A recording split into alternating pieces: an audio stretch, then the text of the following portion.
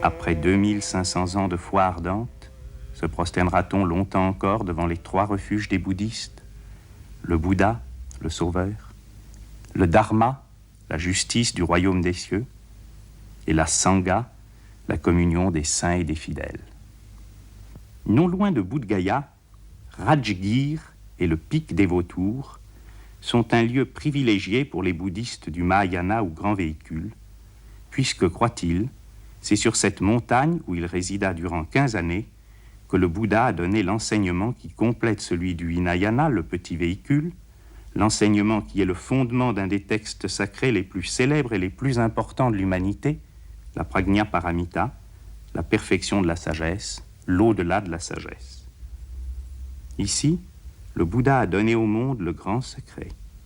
Tous les êtres, tous les événements, tout ce qui se passe, tout ce qui arrive, merveilleux ou effroyable, n'a que la réalité de mirage apparaissant et disparaissant sur l'écran infini et éternel du vide, Shunyata.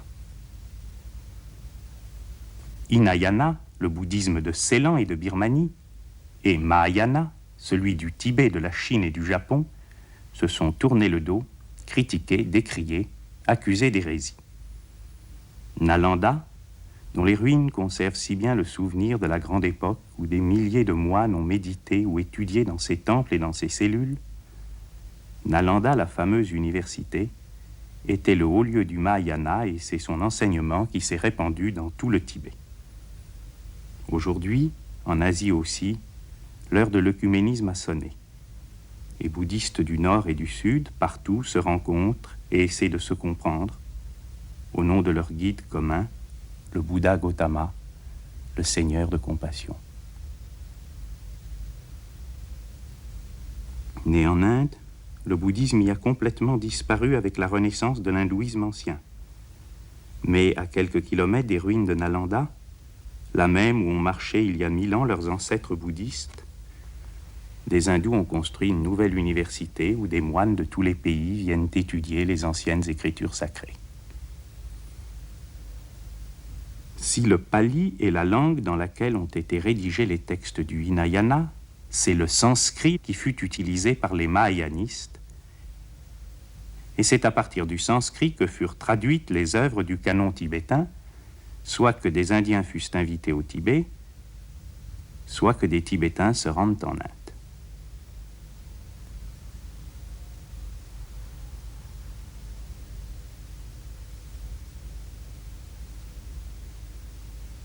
Au Tibet même, la tradition s'est ensuite conservée et transmise de plusieurs façons. Outre les manuscrits, des imprimeries utilisaient des blocs de bois sculptés et bien des textes sanskrits disparus en Inde même lors des conquêtes musulmanes ont été conservés dans leur version tibétaine. Les œuvres d'art étaient aussi un véhicule de communication de la connaissance. Jamais un artiste, sculpteur, graveur ou peintre, n'aurait songé à exprimer ses aspirations personnelles profanes, ses rêves, ses désirs, ses fantasmes ou ses tourments. Comme en Égypte pharaonique, comme en Europe romane ou gothique, un art anonyme transmettait des lois, des vérités, tout un enseignement.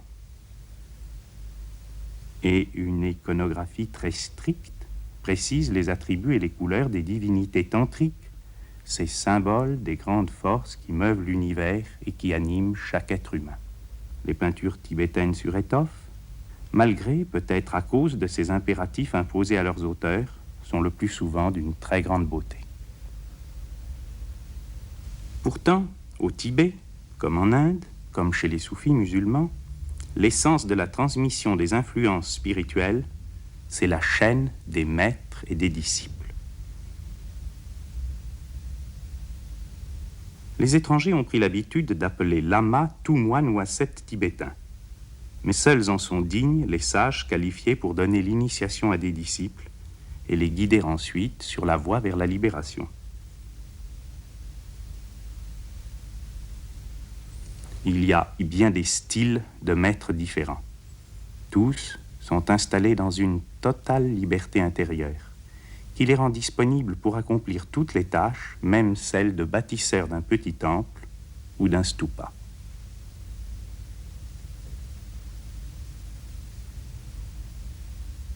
Mais la forme de succession qui apparaît comme plus spécialement propre au bouddhisme tibétain est celle de ces maîtres sélectionnés dès leur petite enfance et qu'on appelle les tulkus.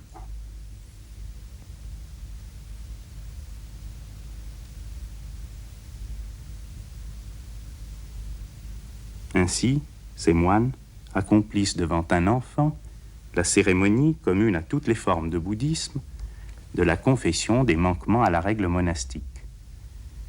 Et ils ont la certitude de se prosterner devant la continuation d'un maître qui se manifesta pour la première fois sur Terre des années ou des siècles auparavant. Le mot français « réincarnation » traduit fort improprement la notion bouddhiste de prédécesseur et de successeur. Imaginons qu'à la mort de saint Bernard de Clairvaux ou de saint François d'Assise, les moines cisterciens et franciscains aient cherché à reconnaître en quel être humain allait se poursuivre l'impulsion de sagesse militante ou de compassion infinie qu'avaient incarné les fondateurs de leur ordre, et qu'aujourd'hui encore, la chrétienté puisse nous présenter le saint François ou le saint Bernard actuel.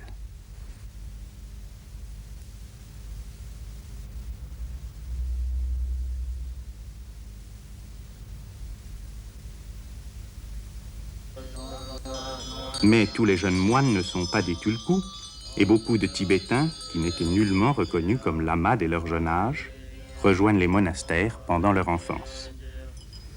Certains allaient grossir le troupeau des moines qui n'étaient là, osons le dire, que pour faire de la figuration pendant les offices. D'autres étudiaient pendant des années les textes, les formules sacrées ou mantras, les gestes rituels ou mudras, et pratiquaient sans relâche l'ascèse et la méditation.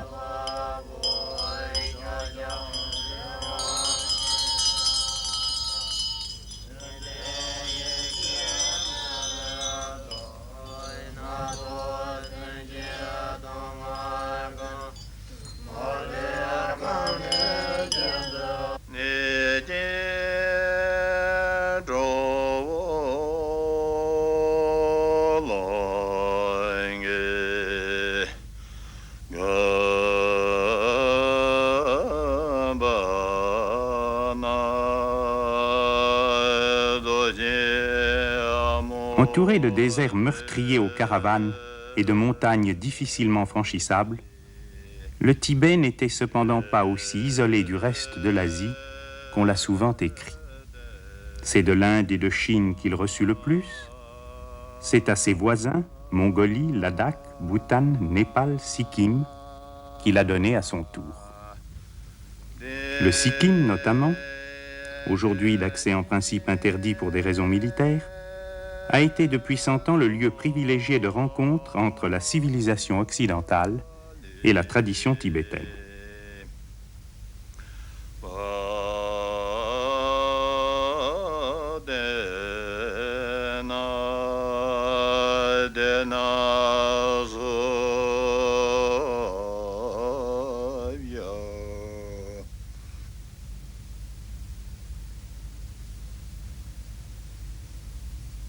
Tesum sange guru rumbuchi ngudu kunda dawa chimbish paje ko satandu taku so tips chingilap china sama paje shibata samba lingi to chingilap.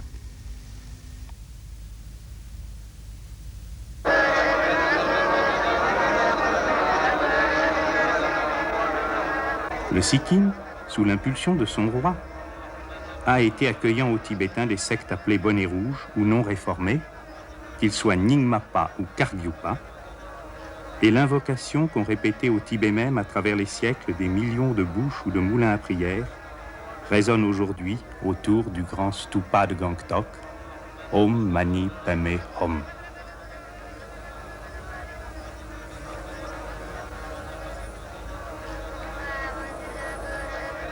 Les stupas, Choten en tibétain, sont les monuments les plus représentatifs du bouddhisme dans son ensemble.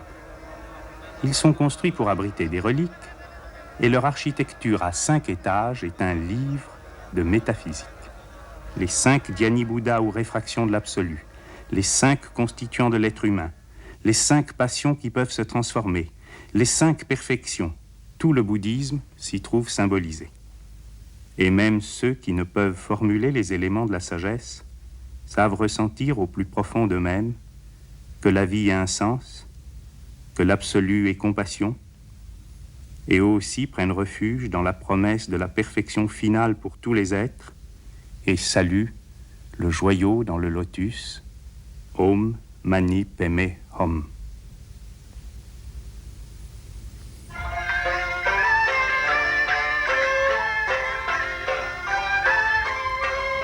Près du vieux monastère de Romtek, à 15 km de Gangtok, sur une terre donnée par le Maharaja et avec des capitaux offerts par le gouvernement de l'Inde, les disciples et les fidèles du grand maître Karmapa ont édifié un temple bâti exactement sur le modèle des temples tibétains.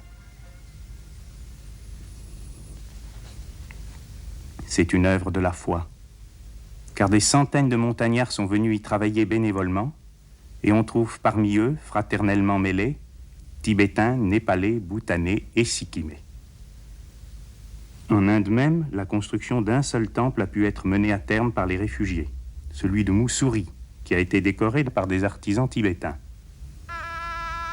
Mais près de Kalimpong, les Sherpas et les amis du célèbre Tenzing, premier vainqueur de l'Everest, ont présumé non de leur force et de leur foi, mais de leurs ressources, et faute de moyens ou d'aide financière, leur temple reste inachevé, pareil aux ruines de leur espoir brisé et de leur espérance indéracinable. Ces montagnards héroïques n'ont pas besoin de savoir lire ni écrire pour comprendre et pour aimer.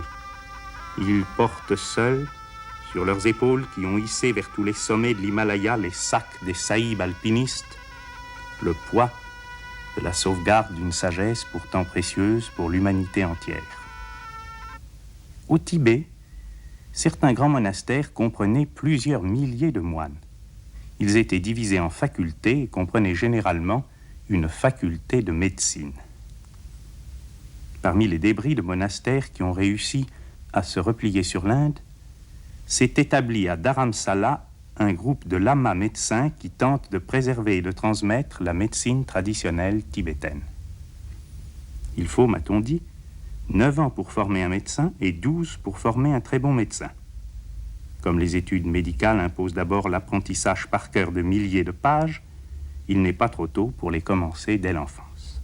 Cette médecine est un syncrétisme de pratiques tibétaines séculaires, d'acupuncture chinoise et de médecine ayurvédique hindoue.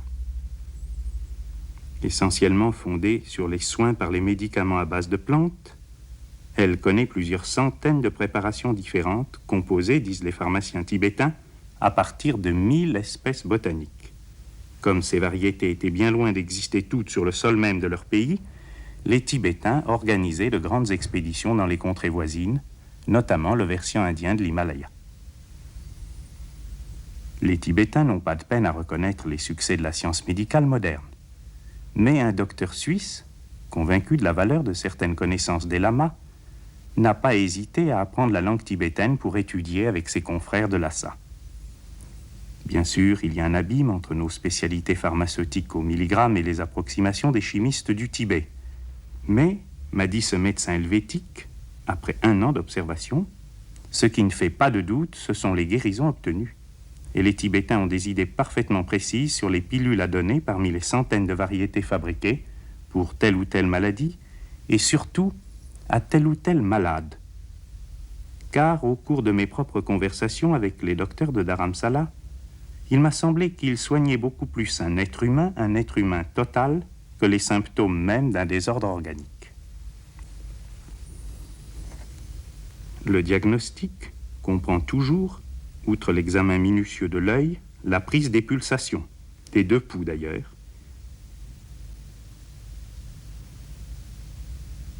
et l'observation des réactions de l'urine à son barattement avec une baguette, notamment l'apparition et la disparition, lente ou rapide, de l'écume qui se forme. Quant à ces mensurations, exécutées également avec une baguette, elles n'ont pas pour but de repérer des points d'acupuncture, mais de préciser exactement les symétries, asymétries et dissymétries du corps du patient par rapport aux proportions d'un organisme idéal. Comme dans nos hôpitaux parisiens de l'assistance publique, le chef de service et son assistant sont entourés pendant la consultation d'étudiants, et je n'ai pu m'empêcher